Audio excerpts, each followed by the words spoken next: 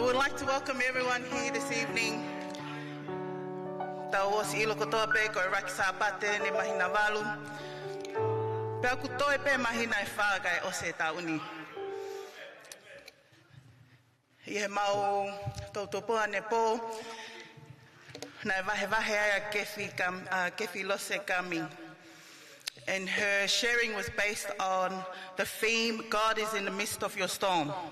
Amen? God does not only qualify the caller, but he qualifies the call. Koe ne vesau loto na neo mai, ke mau, ke vahe, nai toia me tohia sa me, vahe ua tolu vesfa. Io neongo e ku eva I he te lea o e malu ai mate. He ikai te o mana vahe ki hakovi. He oku ke ia te au ko ho wā a kau moho toko o kuna whakawhie mali e iau. Amen. And this today, our tokoni whai whekau, our first ako tohi tapu, who enjoyed it? Yeah?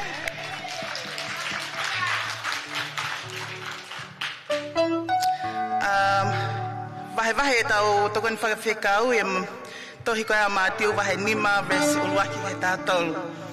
Tala noe ni ke ngahi ulunganga e valu, or the Beatitudes, very blessed. He tau ilo kotoa ni osi e vahe e tau toko ni whaiwhekau. Koe monu ia e toko taha koe oku hanga vai, not someone that's rich, that has money, that lives in a nice house, comfortable bed, but someone that thirsts and hunger after God. Amen. Nā ku whiawhia I he nau pehe mai kia te au ke tau o ki he whale o Sihova. Tala mai e te vita he tohia sa me. Who's glad to come here this evening? Hands up. O loto peke o on behalf of our senior pastor, Siale Tuavau Make, Mone Hoa Soana Make, and also our assistant pastor, I would like to welcome everyone here this evening.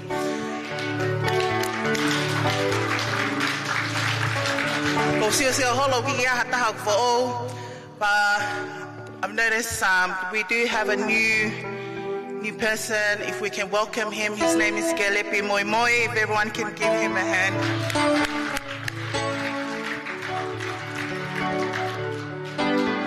We praise God for another Sunday. We can come together,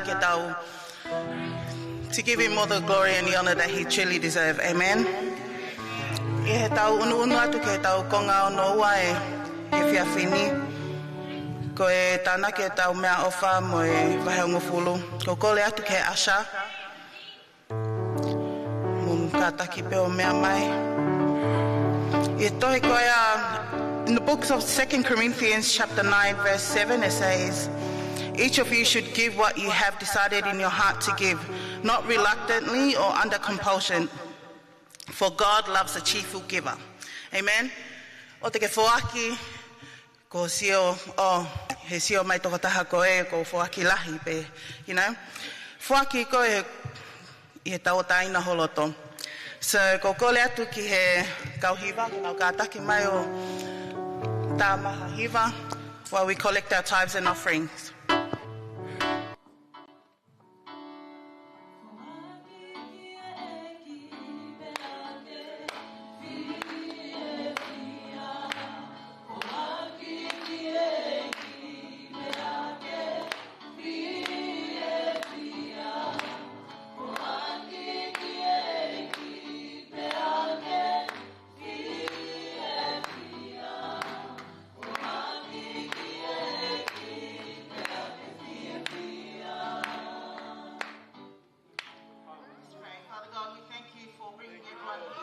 Safely tonight. We pray as we're about to begin our service, Lord, and as you take us through praise and worship, we pray for your Holy Spirit to be upon each person that has entered those doors, Lord. We thank you for another opportunity so that we can gather and give you all the glory and the honor that you truly deserve. Bless everyone that has chosen to give to build the kingdom of God this evening, Father God. And I pray that you bless the person that will be sharing your word, for we are just the vessel, Father God. We thank you. We give you all the glory in your matchless and mighty name we pray. Amen.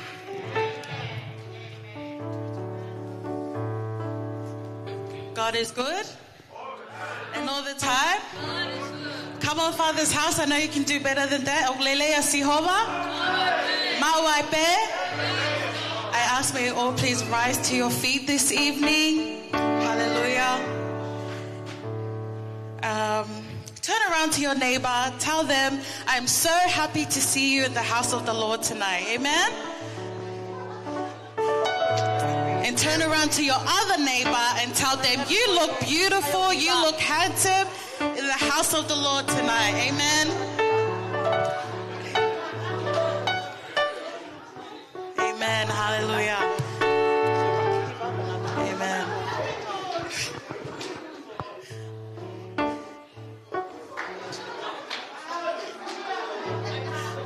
Yeah.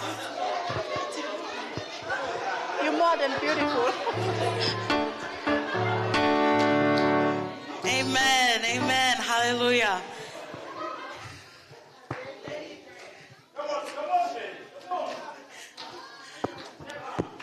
So in Jeremiah chapter 33, verse 11, it says, and the voices of those who bring thank offerings to the house of the Lord, saying, give thanks to the Lord Almighty, for the Lord is good, his love endures forever. Amen. So as the band leads us into praise and worship tonight, may you all walk around and say hello to everyone again. Give them another big hug again. And let's all give our sacrifice of praise to God tonight. Amen, Father's house.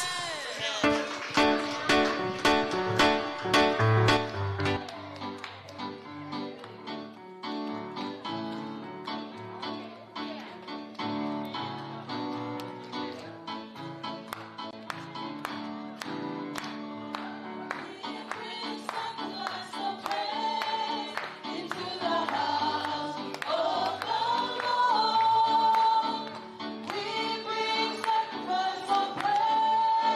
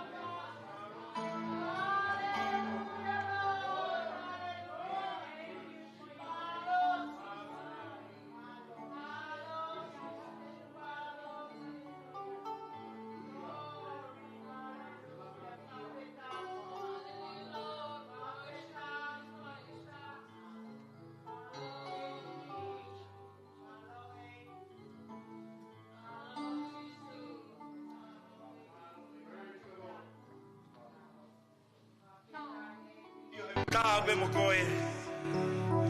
Ai whakawhetai. Ko koe koe tua e ngahi o tua. Ko koe koe tu e ngai tui. I kai bete hata hai e ta tau mo koe sisu. Ko koe o mauhinga ia e te pire koe ni o e aha koe ni. O tala mai koe palomesi a e a Fiona. Koe tutu uni a koe sisu. Ko pau ke mau whai ia i he uraki mahina ko tau. Nā ke palomesi a na ke tutu uni a ki Israeli. I kua ngā motua i he fuaka motua. Ngau ea ki ai toto e lami. Koe tutuni a pau ke nā whai ia. Koe tutuni tai ngata ia. Ana toki tuhu mea ia, isa ia. I whātolu vesi ni mā. E nā lavea ia. Lai whāvolu ia. Pe ihono ngai tā. O mau mu ui ai. Nei tuhe a isa ia ke kuanga koe ni ki mui. Tui tano a rewa apostolo. Koe ipu koe ni eiki. Koe ipu e tāpuaki. Koe maa koe ni te mau paki paki. Koe taipe e sino e a Fiona. Koe maa e tāpuaki. Ke whiohi angai a mhoka kai. Pa ke whamanatu ia ka aua be ke toi whoki mai sisu. Tu ke whapapau e ke mo. O talanoa ke hawho pau ke whaia he kai tui. Nei lawe ke ai, ai ako e aha koe ni. E maui koe he puranga he mani. Koe whea maui a lunganga toa maui ke whai he kai tui. O pehebe a te pire koe ni. Koe palomesi a Fiona. Kia ki nau tolo ku nau tui ki a te koe. Pau ke nau whamanate na. Pau ke nau whai e nau tolo te pire koe ni. Kaure vei ku nau koe toi fumai. Ka whea maui he tui ho mauloto. Ta ke whapa apa. E mau muui. E honga ai ofana ke whai e klosi kama. Tāwina mai eiki. Ai māti mau pakpakini pa moe. Ipu. Koe tātau wha taipe e tātā Fiona. Tu ke mau ka mau ia. Tu ke whamanatu ke mau muui. Ke mau whiohi waofi mo koe sisu. I aha kotoa e mau muui.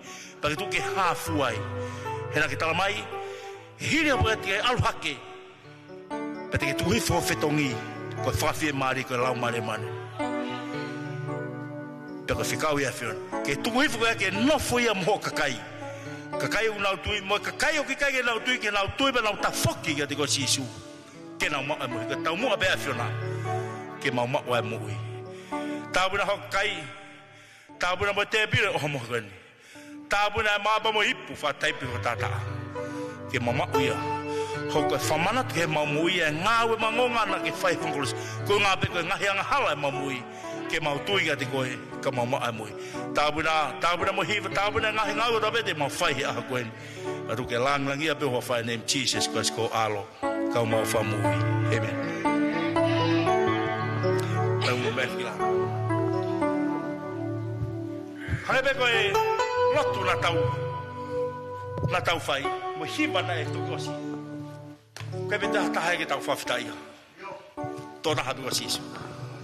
Matu ngā he te priori. E rotu ma me wholofola koe na kulawe ki ai. Tala noa e tohi exoto si wahtahaua. Konga motua ai. Tuhe whaka motua ke konga ki mui whakafo. Le ngawa ke tata ai lamu. Whaya ke nawa whea rau. Whaya ke nawa whahi whugoto. Pero tutuna nei whai e ki. Exoto si wahatahaua. Ke langaro ki a Mosese. Tuku pōpula i spite. Ke mu toa e lami. Tai meri. Varia ke ngai. Pou a wharawa he mu matapa. Ku ngai aluatu ai. Houhau e ki. Pasi o vai lakatu e mati kuto.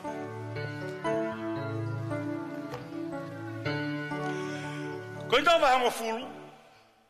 Vesta anova me tā fitu ne pēmai ai. Koe ipu e tāpuaki. Aia ku mau tāpuaki. O i kai koe whahi anga ia. I he tātā o kraisi. Te pire koe. Koe ipu e tāpuaki. Tanga sisu. Te mwana peke a sisu te ala sisu. Tutune a sisu. Pau ke tau whamanatu e. Whai kosperi. Pau ke tau whamanatu e. Kau repeke te fuku. E toi fuku ma sisu. Pau ke whailonga e koe tātā. tata kai tata hau taha pe tata sisu tata ko mo tua la he kai la mita mai tamai ko fare fiana no faz pite ka fa hafina to poketa fai ka kai na to na tui te bire ko ya ko na fa de ane tu osi mai ke mo uye pre anga hevani nga fai ka tui ta mo te bire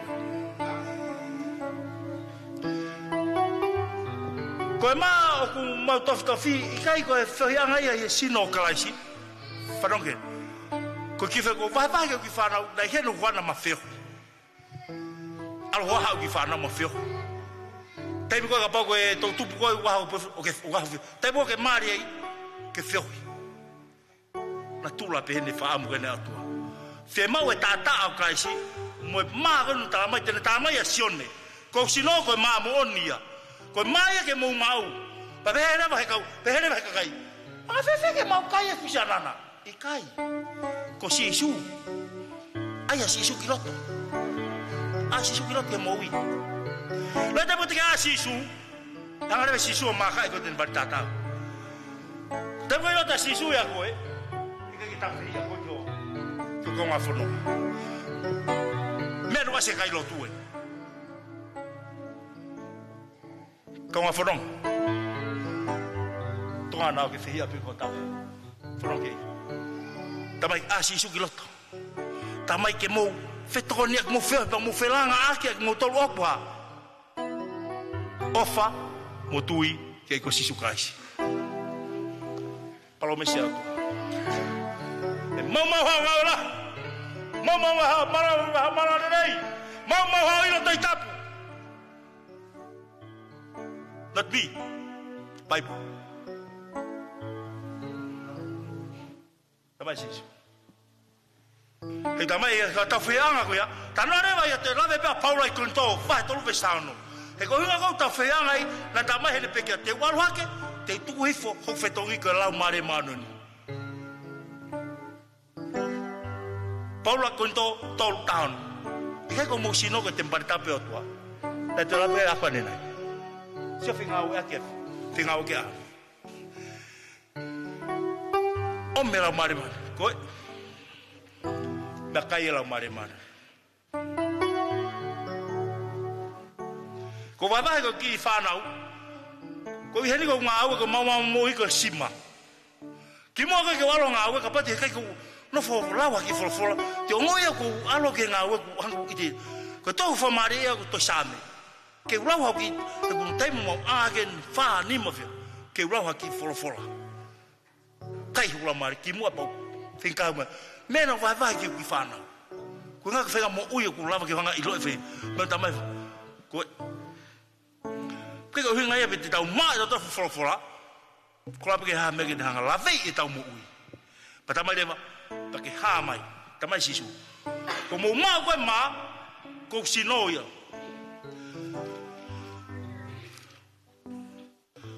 sone vai ono he ko ma na rifa merangi sisu toda ko mai tau ma porque tau ma ko ya pete no foi te tau tol moia ia te tau tol sone ta anima vesnima que no foi te tau mo tau tol ia te ia ko fa amu e forfora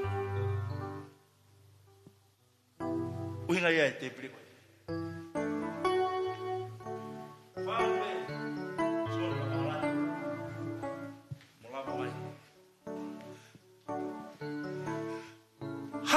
hanga o nga we ko tamai he tutune o tua e le forfora ki tau fama na tu ya la he nga ses fa cristiano ko tabe o nga nga we akeni ma hinda fo o ko tabe lo ki wike lo chapati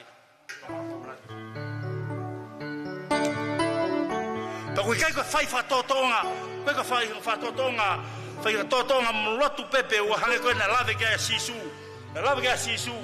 e ko nga mo tua ke varia ki paka tutu ni pauia o ke ia ni ho na ki tau na tolo o stanga sisu ko nga sisu kai si nega te nga ke tata man u fanga fat tata ado sisu tata be tota ko fa mo be ke to be hanga vai ki ko mai loto. Te tau mau kehe pe ia. Pa tau ki mau kehe. Ai wai nei tai bon tata.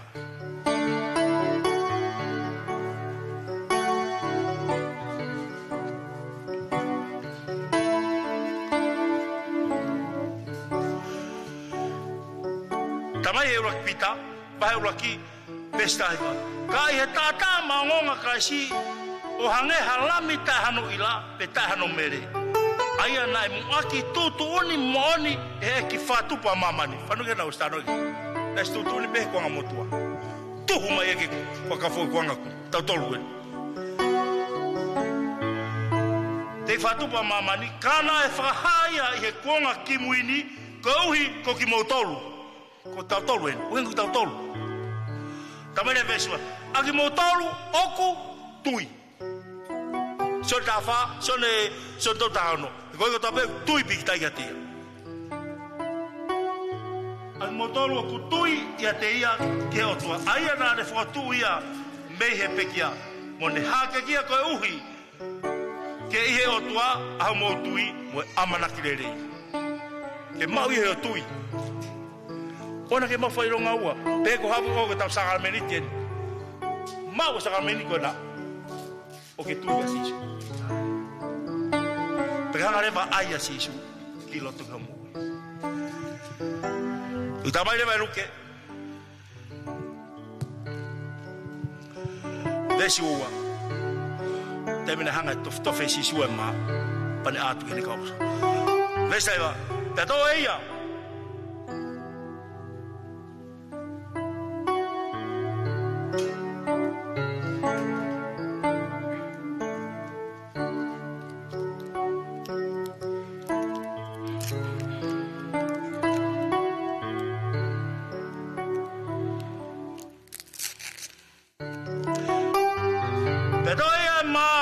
Fafita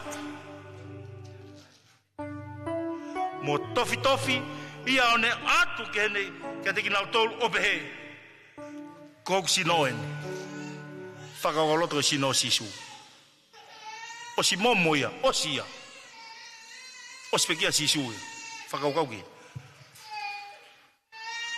e whaki o kuhiko ki motolu whai eni i he whamanatu ke te ia ko whamu ke mo mea ki olunga.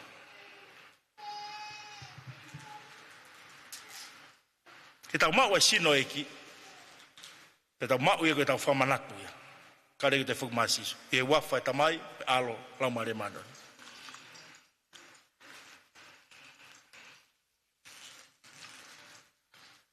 Tahire o mohoe, nā ne tō whoki e ia ipu. O pehe, ko ipu ini o e whuakawa who ui hoku toto. Ai a kuriringi, ko uhi kuki motoru. Whakakau ke ipu koe, koe tāta au sisu. Pake mau e i loto, e tui me whawhitai. Whawhitai.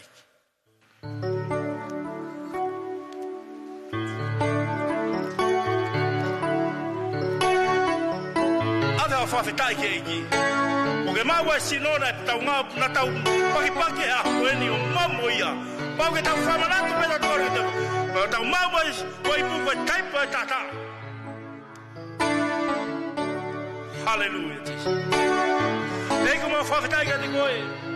Koe ne aha koe tūtū ne a whenapauka mau whamanatu koe soa. Koe ne koe mau tōho māra e mamu i aiki. Pau mau i helo tatui. Koe ne mau a ipu, pau mau i helo tatui. Koe whawhitai ka te koe. Tuke hoko pehe mau tauki ka te koe soa. Pake tuke hanga wari tātā e mamu i. Pa tuke mau hanga ai koe maia. Ko koe si aiki loto ke mamu i. Ta mau whanonga moia. E ku wape peki to e whakimai. Tāpuna mai ho kakai. Tāpuna mai ho sesi. Tāpuna mai mau tauhi whawhanga o maurani ka te koe. He utala mai o ku taha pe ho sino. Lahe ngahi kupu. Taha pe ho sino. E mau lote o mo e whawhita. E mo hanga atu e ngaka tēnga. Whalawhala ho kauranga. Tūtu e whalau mo hanga tēnga te mau hoi. Hiu mo e whawhitai. I e whawhani. Mau whawhoki ke langi ia tō nape. O whae ni Jesus Christ ko alo kau mawha mui. Kene ka kai ke tau rea whataha pehe. Amen. Whea tau awe a pasi ke. E whea maare koe niko whamu kia. tāna ke tau.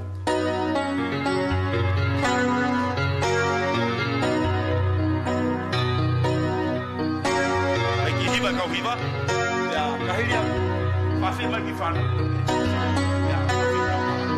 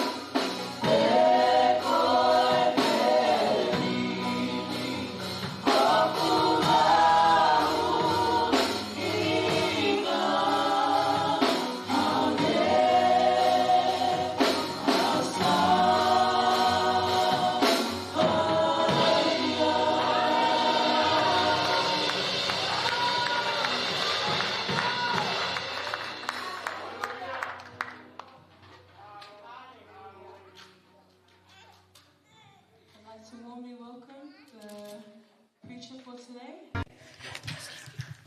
Oh, there's a skit. Nella's kids are having a skit. Thank you.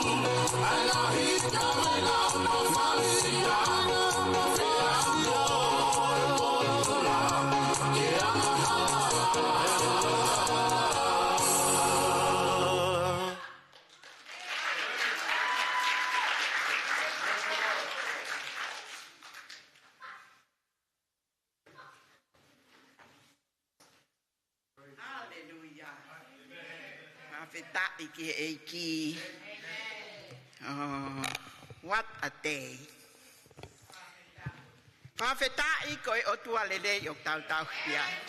Praise the Lord that He is a good God that we serve. I I cannot contain my joy. You know why? Going up. He ko lava sio ki me fai he ki ono siasi. So I can see what God is doing in His church. O ko sio ki hele lei ai otua I ono I can see the goodness of God in His church. Kai ke to sio kata.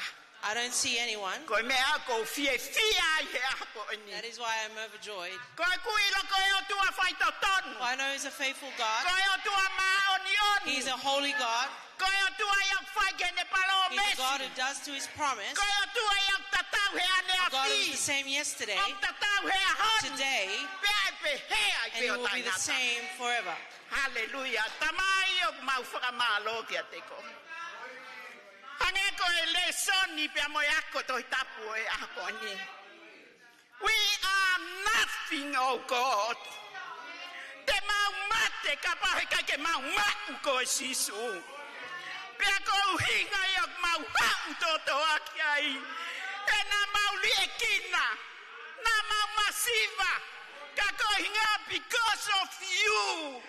You make us something. Yes. Because me ayak mau fie ai eki. Yes, Lord. Faka feta I feta I get koi. Going ako fola be. Koia be mo oni. Koia be faka mama. Koia be faka loto lahi ki atek mau tol eki. Kai ke mau tol lava ki mau tol ya fai ha me ki atek mau tol. Kai he mau tu ipe. Everything's done. Going up a cocoy, eki atek mautol. Eki fola eti afko en. Frafoki kaya lang. Faka apa mo fa malo. Watu be ya tau be ya mo afiona. Hallelujah. Hallelujah. Time now As I was preparing this sermon, I prayed for him. I said, Lord, give him the words. Before I even stand here. So he could give the foreword before I come to the pulpit. That is why I am so overjoyed. God or Jesus hears our prayers. Behind you pray only for His glory. Everything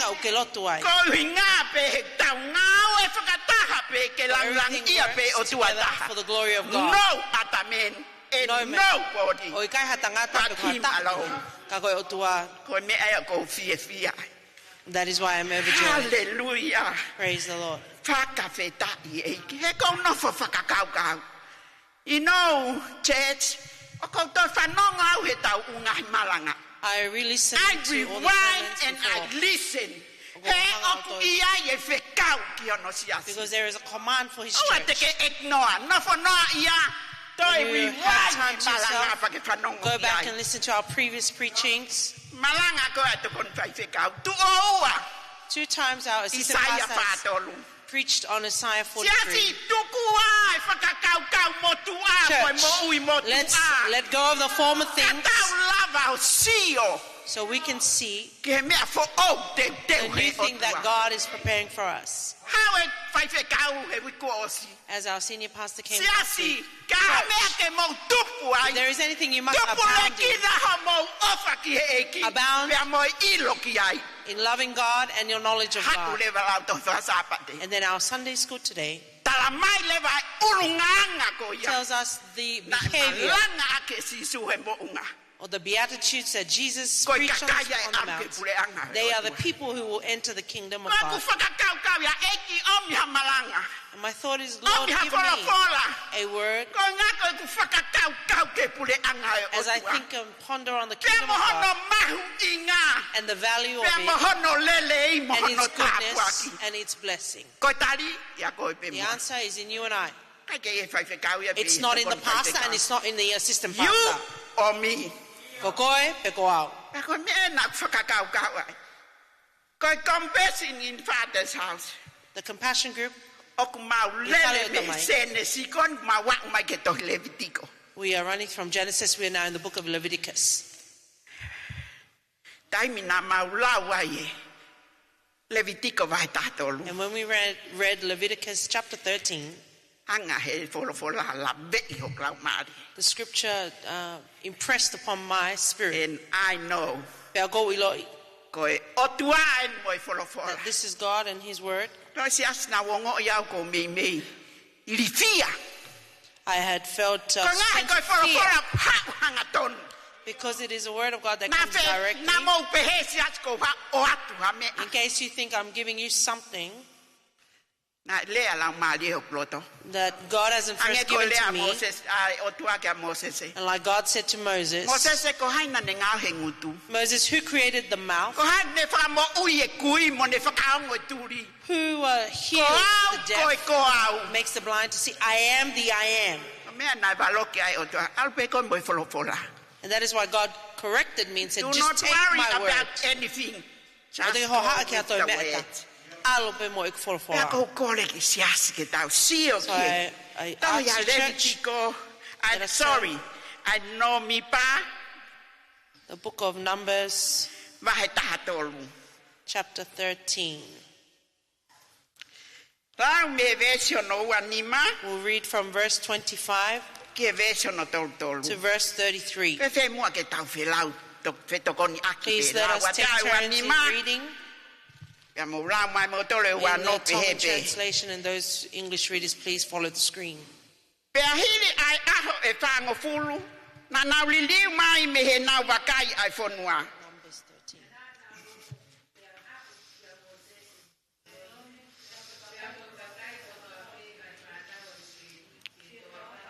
Wanima. Wanima, wanima.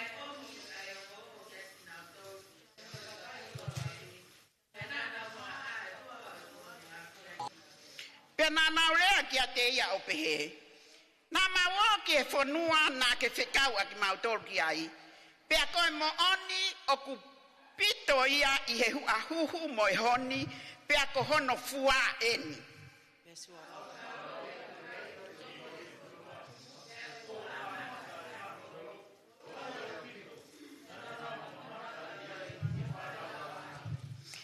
O ku nofo I he potu whakatonga ai whonua o I kau amaleki. Pea ko I kau heti mo I kau sepusi mo I kau amoli. O ku nau nofo I e ngahi mo unga. Pea ko I kau kenani o ku nau nofo o ku nau tolu ofi ki he tahi. Pea mo I mata whonua o soatani.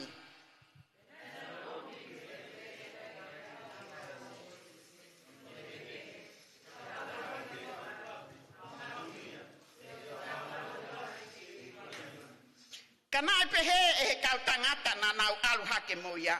E ikai te tau mālohi ke aluhake ki he kakai. He oku nau mālohi ki a te tau tolu.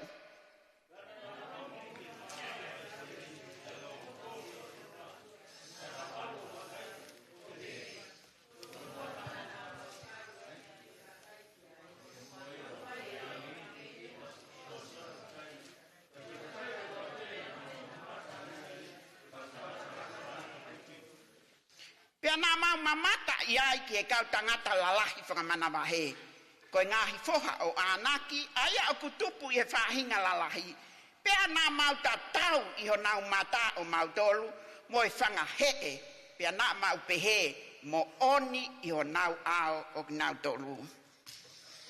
Kaya haka veinga te whakaka veinga aki. There is a theme I can bring O e wholofola o e fiafka. for this portion of scripture this evening.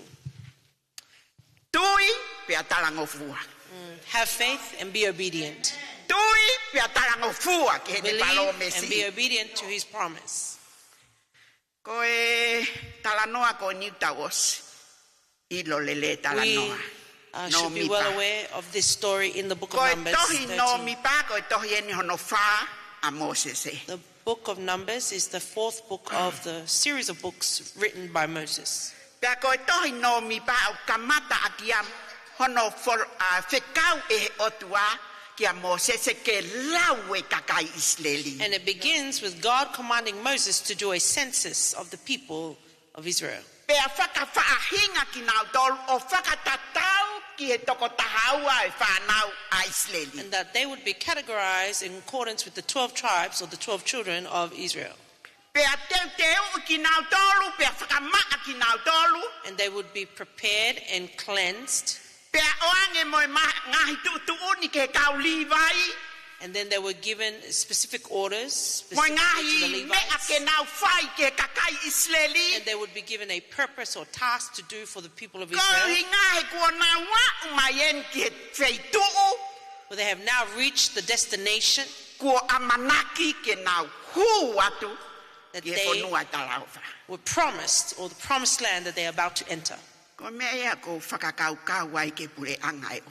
That is why I think about the kingdom of God. The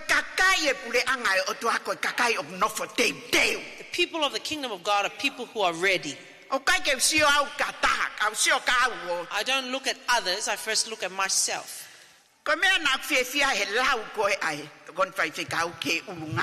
When the assistant pastor shared about the Beatitudes, I was pleased. Because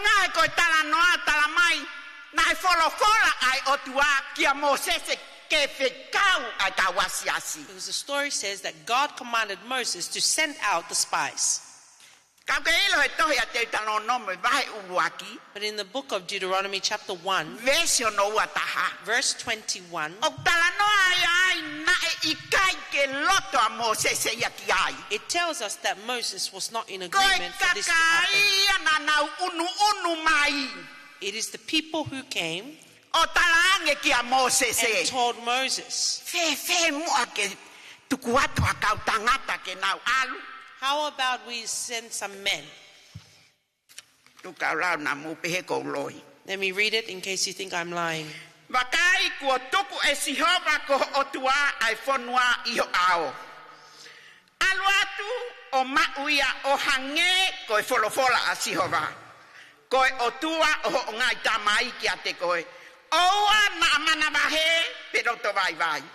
Deuteronomy chapter 1 verse 21.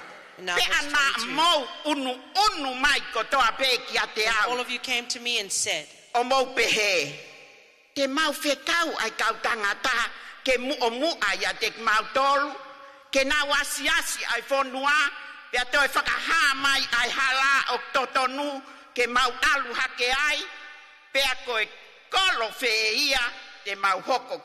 let us send men ahead to spy out the land for us and bring back a report about the route we are to take and the towns we will come to. Verse 23 of Deuteronomy chapter 1. The idea seemed good to me.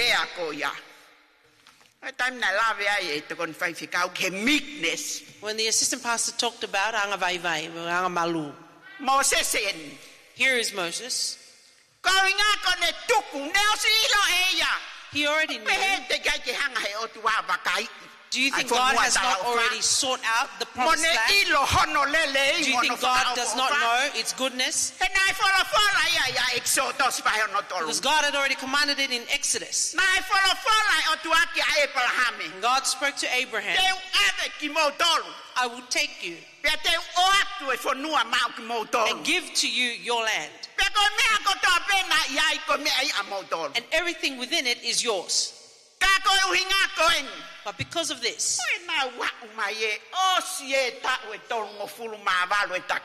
after 38 years of wandering, do you not feel like you sense to go and find a place to settle instead of going in circles? Because the people came to Moses, and the type of Moses then said, yes, I am fine to do as you ask.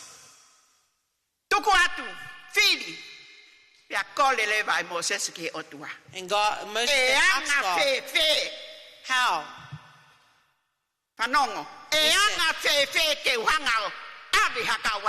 How can I send spies? Yes or no? Moses didn't say, do I send them, yes or no?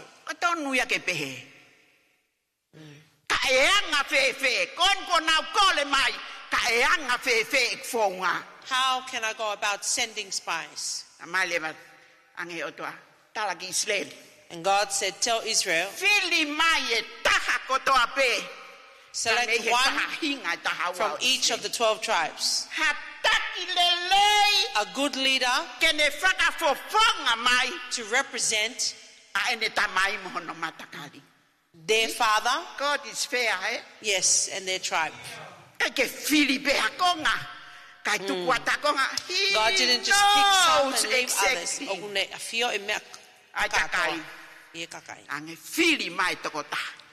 Select one from each of the 12 tribes.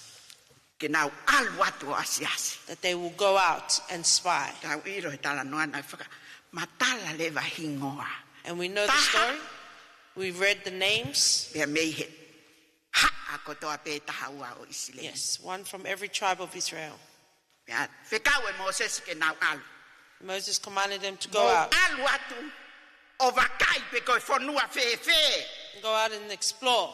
See what kind of land Canaan is.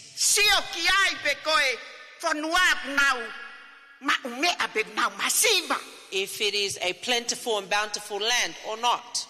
If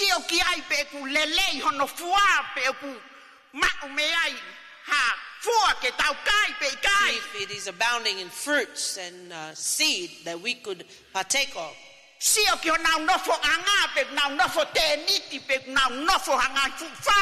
Look at the way that they live. Are they in tents or are they in structures that they have built? What did they do as they went out? It says 40 days. And Moses allowed them to go and spy. And our lesson is, here is the time when they have returned. And we know the story. What the spies had brought back. Did they come with good news? And they also came with very bad news. Not only bad news, but fear. News that had influenced fear the people. They had forgotten the promise of God. In chapter 10 of Numbers, we are told that they complained to God that they had no meat to eat. They cried.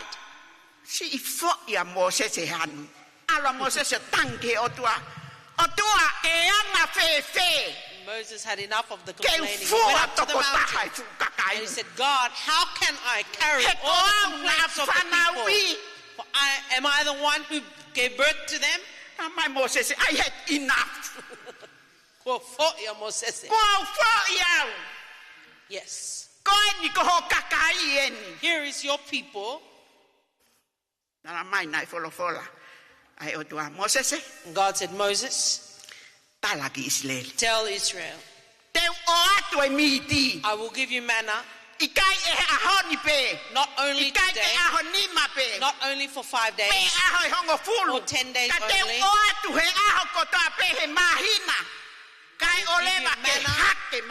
Every day of every month until the food, yes, overflows from their mouths because of their disobedience. Said, Lord, okay, Israel, I will give this to you to eat. And number 10 said, before they had even chewed the manna, the wrath of God hit them and destroyed them. As we were edifying and sharing with one another, perhaps they prayed without praying over the food.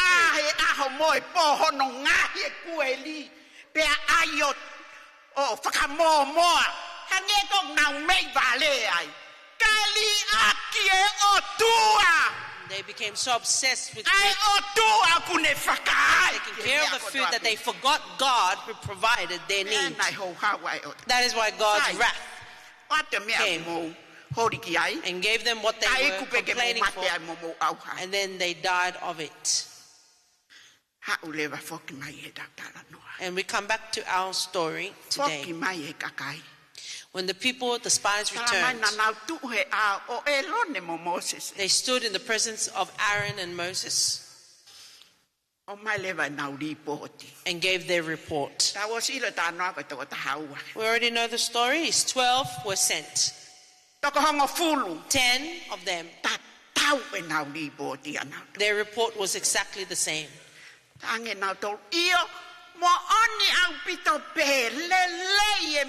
Yes, all things is good.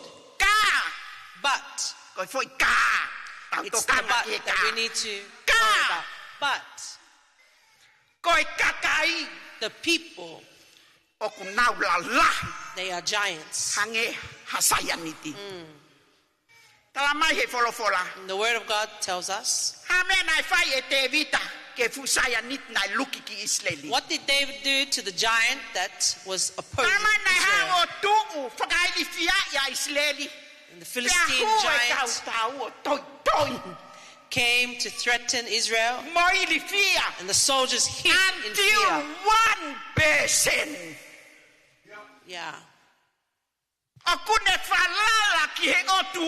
until the one came who trusted in God, who is this uncircumcised man who we believe in the living God. We need to stand firm and make it clear that the God we serve is a God who is alive. He's not dead. That is why David was victorious. Goliath, you have come with the shield and the sword, but I come to you in the name of the Lord Jesus Christ, and the name of the living God.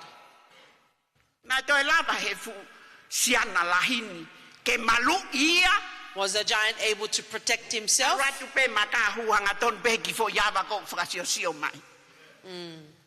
And the spirit hit him. He is a holy God. I have reached true maturity in the Lord. And the struggles that we face, when you are mature in the Lord, that devil comes and it is even bigger than before. If we are not careful and do not know the word of God in the thing that we can attain the kingdom of God with, there is no giant bigger than God. There is no difficult that Jesus is not able to help. Yes. There's no heart that is so broken that Jesus cannot touch. I have so many broken hearts. But can I compare it to how Jesus was broken for me? No. My small pain cannot compare to the one who took my place. Yes. Hallelujah. So that I could stand today. True. There is power in our testimony. You either influence good or influence bad. Father's house.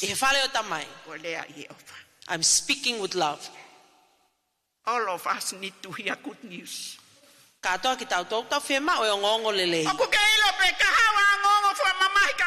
know, if bad news comes to you, your heart is disheartened, you're discouraged, you're in grief. During your joy, you hear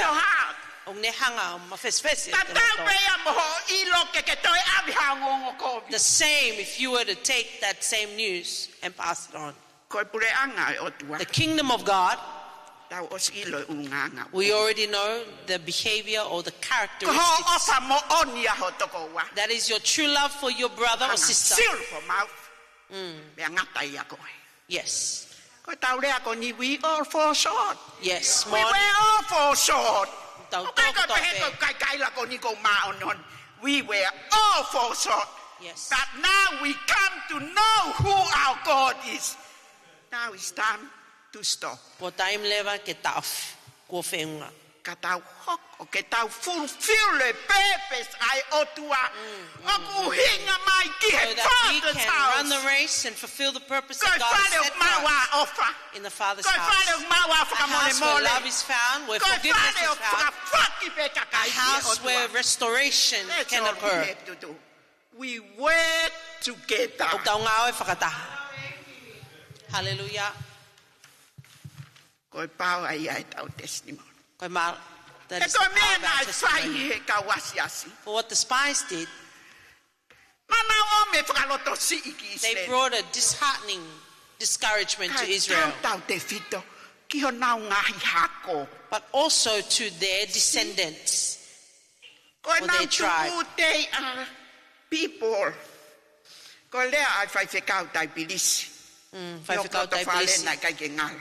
who Ko said in my uhinga house, e tau mo ui te lau lau the ke. reason why we sacrifice Ko e for tau God sio ke tau whanau. is because we look at our children Ke nau and our utu ha mea grandchildren, ulele. that they would harvest the good thing. Aku i kai ko tau mo ui te lau lau We ke do tau not sio kita. sacrifice so that we are Ka ko e selfish, tau sio ki halelei ki but we are whanau. looking at what is good for our Koi children and the path they are to follow.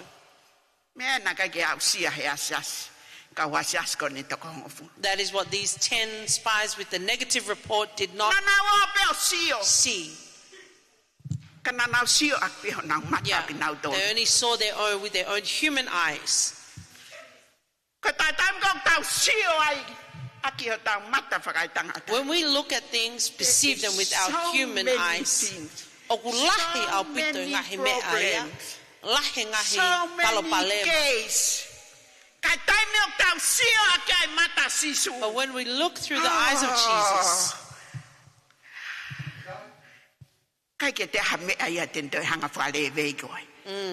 yes, Ta tau nothing ai can sway pe. you.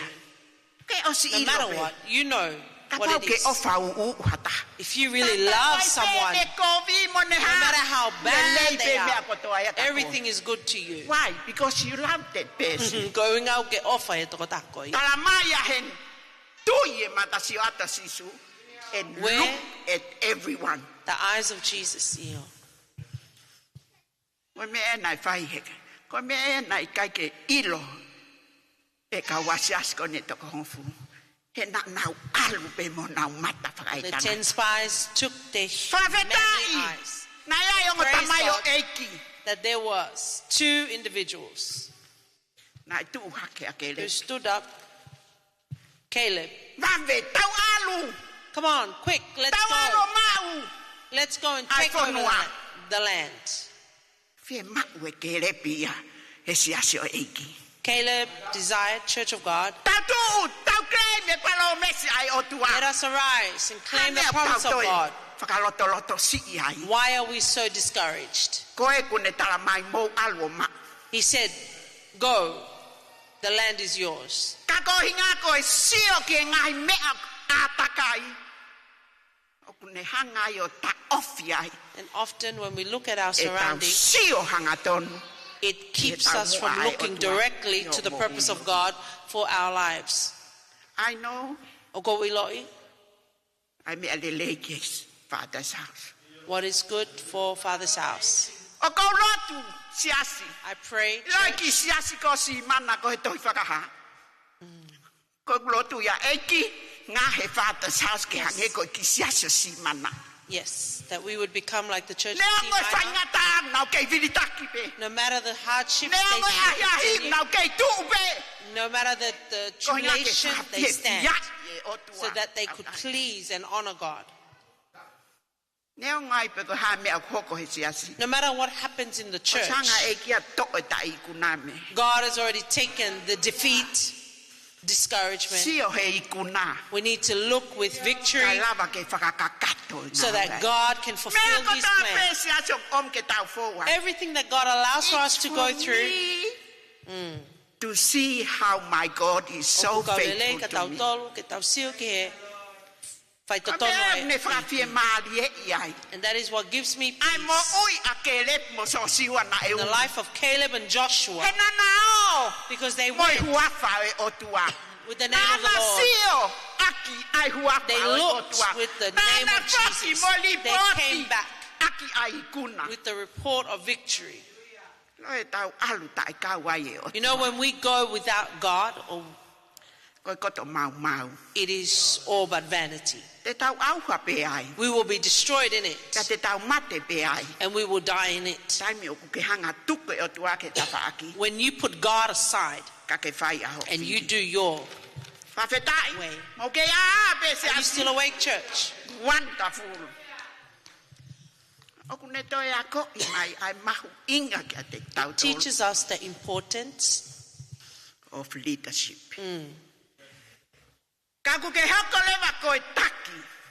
If you have become a leader, you should know that you will face many tribulations. But who put you in that place? Jesus is the one who nominated me to become a leader. And Jesus is the one that will equip me. Jesus will strengthen me. Even though I'm a leader, I can go down as a servant. Hallelujah.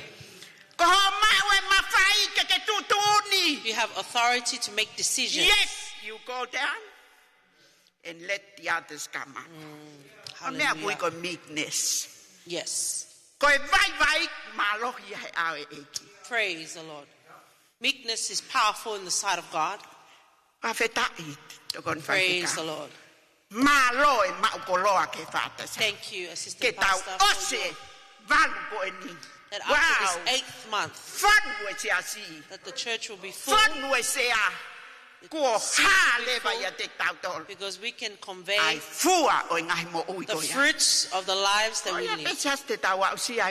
That is the only way we can attain the kingdom.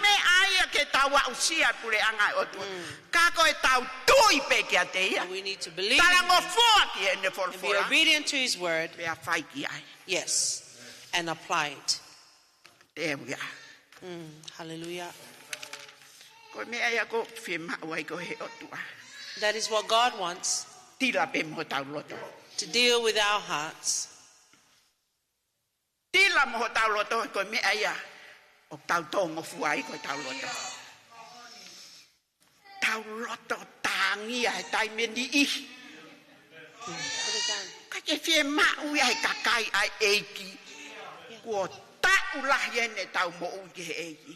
Many years we have lived for God. I think God, if the trumpet sounds, whilst I'm still, hell is for sure. Yeah. That is why we need to cleanse ourselves daily. For you don't know the day nor the hour when it comes.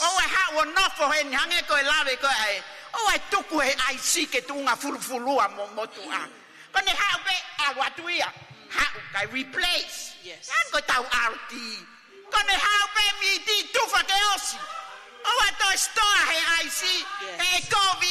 Out of date.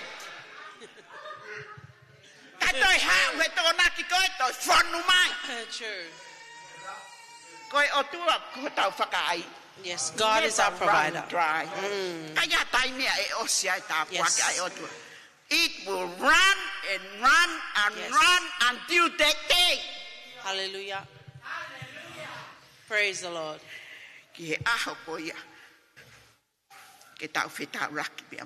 Yes, until the day that we meet Him again. Father's house. Forgive me if there are words that are... Take the word of God. Take what is good and put it in your heart.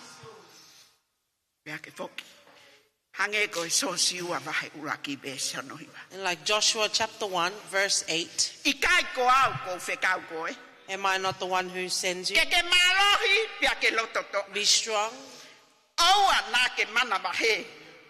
Do not fear. Pea oa na ke puputu. Yes. Koi puputu. Do not doubt. Vei ua. Te whai nai ki he, pe te whai ki he. Te whai nai ki he lea mai a mea, pe te whai ki he. Whana mai a mea. Whai.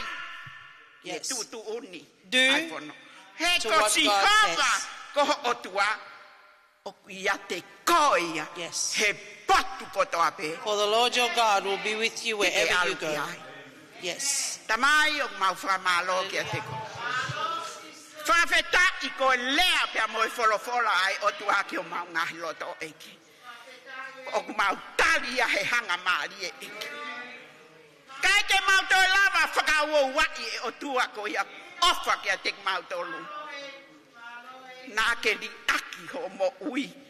Ka ke omi ke mau ki mau tōlu e fia ko e fia moni.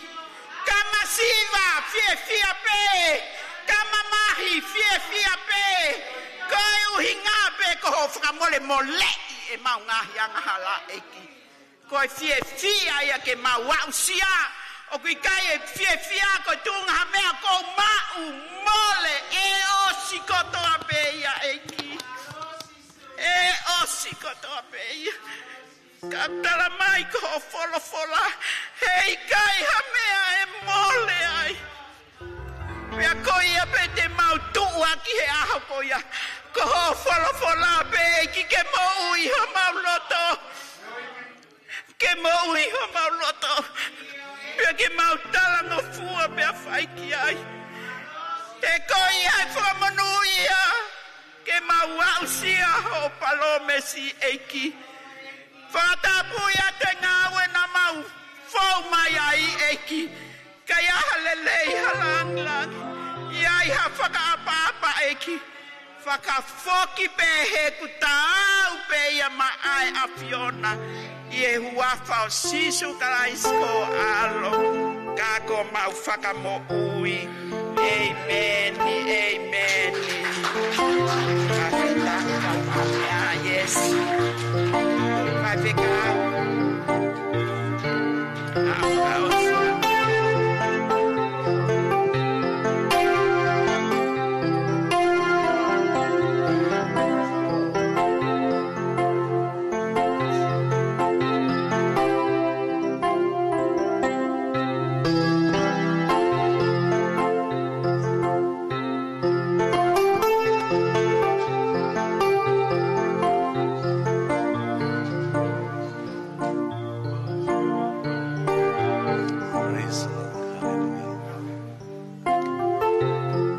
Wow, what a word.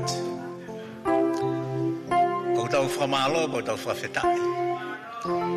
Koro inga heu kei ngā ue pē lau maari o atua.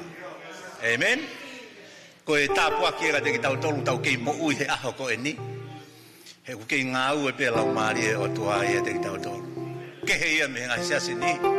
E nau tui nau tolu ki ai. Ka kono hinga koe ngahi, talo me he kamata koe ni o tau polo kalama e whiawhi koe ni, me he Sunday school, whakakolola. E tau ilo koe mahu inga koe tau wao me ke kuonga, koe ke tau ilo ki tau tolu, o koe ke te sio e kau poto ia, una pena te hoko atu. Ko tau nofo pe tau tolu i he taimi, tau whakaongongo pe, ki he foki anga ua mai ho tau eiki. Ka koe mea ko whakaamu koe ka te ki tau tolu sesio e ki father's house, whare o tamai. Ke tau mahu inga ia i he mea koe ni koe u tau haua i ki hono sai o ne. Amen? Tau moni tau looking forward ke tau o mao mea tokoni ku. O ku mawhana, ko steu i mai mo ki tau tolu mea. Ka i he taim ka tau pe, tau ki whakakau si i ange ki he tuunga koe koe tau mo ui. O ko whakaamu au sasio e ki father's house, whare o tamai. Ke au ki ha aho, ka pau e ui ki tau tolu, te tau whakataha kotoa pe ke whaitu ko hia. Ko kula toia. Kai ke whinangalo e ki ke more hafo i lau mahari e ta. Ka ke hoko whakamoi ko toa pe. Kai au ila pa ka hame au ke fōwai. Hame au ke whehanga hangai mo ia. Ia o tau ke ihe mama ni ko ni o ai paloparema te tau fōwa tuai. Ko anga ia o mama, ko mama tutuku eni, ko mama te walu pe ni ia. Kai ko tau api o ki tau tolu eni. Ko mea ia koe ke maho inga koe ka te ki tau tolu. Tau whiri o ku whai. Amen. He whiri a toko ua koe kai kehe toko hongo fulu. Mai na tatau e toko ua. Pia malo hiange na tu whakataha e toko ua e foi toko hongo fulu. Whare tamai koe whakaamu e ka te ki tau tolu. Koe ke maka tuu ngai peu tau mo lelei, peu tau kai ke tau mo lelei. Peu tau mau hamea, peu kai ke tau mau hamea. O maka tuu ngai he tau iloi mo oni, koe mama ku tau iai, koe hiki te niti pe. O kai ko tau api o ki tau tolu eni. I kai, koe ko tau api eni. Kai hanga whewhe ke tau hanga o whakapapau i ka te ki tau tolu, ai api ko ia. Koe mea whakafo i tui pe ia koe. He kai ke lava e tamai e whanau ave koe ki he vani. Ko koe pe. Kai ke lava i he koloa i au avi i kai. Kai ke lava. Ka kou whakawhetai ko whakamalo kono i ngā koe whalawhala. Koe ni talo me he kamata mai a Sunday School. Koe kau eni he aho tāpu aki whakauria ka te ki tau tolu. Pako tui o mo whakamo oni mo ki mo tolu ki ai. Amen? Pe tu ke hoko koe. Whewhe ka tau aki fui hiwa taha. I he ni kapau pe kwa hawhia mahu loku he. E kono i ngā koe mahu inga aho koe ni. Kono ngahi tāpu aki. E ke lama pe ke whai lotu maau ka pati ke au ki moani. I whia mau i he.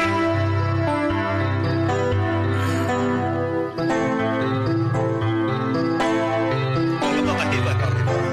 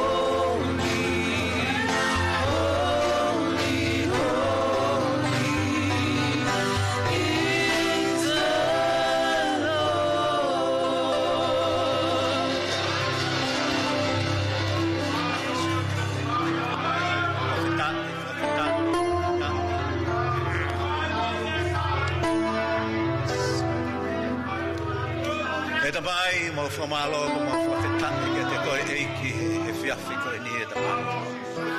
Eiki o mau tu lolo ke te koe. Mau hua tu mo loto fafeta. Kono hinga pe ko folo fola. E tamai ke fio me ke te nau tolu nau tu i he ori ta eiki.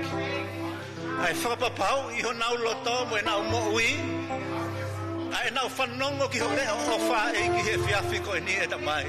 Tuku mua eiki ke hoko atu ai pe i he nau ngahi mo ui e tamai. Ai tataki pa mo e whakamama e a fiona i ho lau maalie maa oni. Koe tokoni ofi ka te ki mau tolu i ho mau kuangani e tamai. Eiki e mau whamalobo mau whakawhetai koe laka ku nau whai he fiafi koe ni e tamai. Pea ko koe uke a fio i e nau ngahi fie mau whakafoi tui. Eiki e whakawhetau laki pe o whakatatau ke nau ngahi fie mau.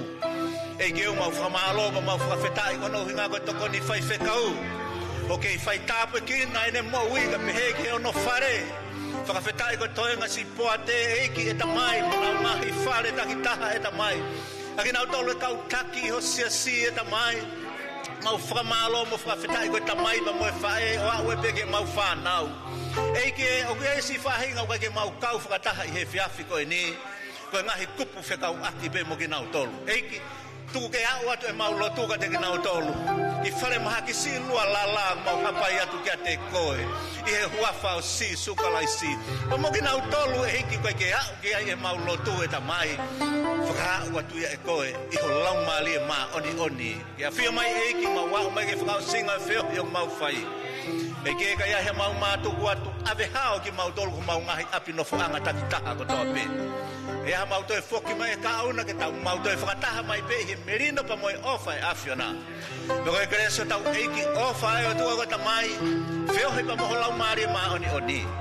No fon ia ho lau maari e te ki mau toluni pe o na hiki ka e whai pio ta e ngata. Amen and amen. Ki tāpe kina ki mau tolu eiki.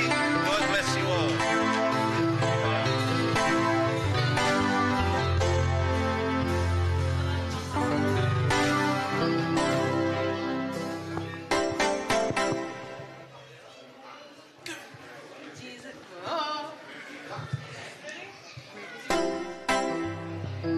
Jesus is alive in my heart. Jesus is alive in my soul. Every step I take, every move I make, I know Jesus is alive in me. Jesus is alive in my heart. Jesus is alive in my soul. Every step I take, every move I make, I know Jesus is alive in me. I don't care what the world may say or do. All I know is that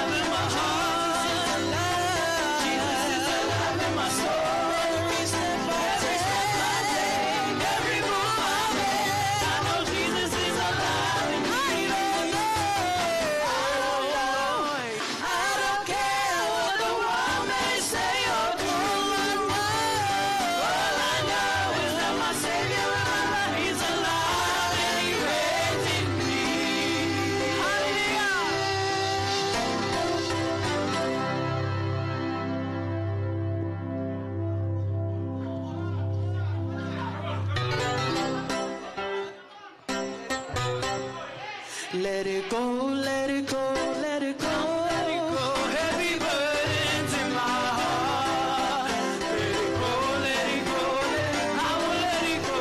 Heavy burdens in my heart. All my sins, I will let it go. For the joy of the Lord. Let it go, let it go, I will let it go. Heavy burdens in my heart.